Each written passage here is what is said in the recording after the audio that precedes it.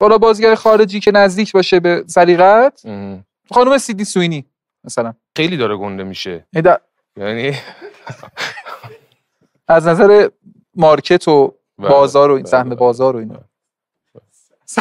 سهم بازار. اخلاقی چی؟ اخلاقی چجوری دوست دارم؟ آره.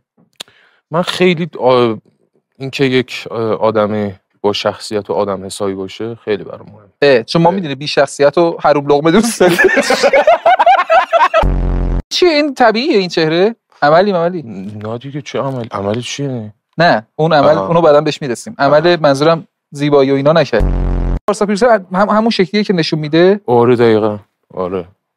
ظاهری میگم، یعنی قیافش همون جوریه. چجوری باشه قیافش پس؟ جلوه‌های ویژه و اینا نیست؟ خیلی خوبه از اون جهت میگی؟ تو دیدی دست دادی بهش؟ دست بزنم بهش؟ نه یعنی مثلا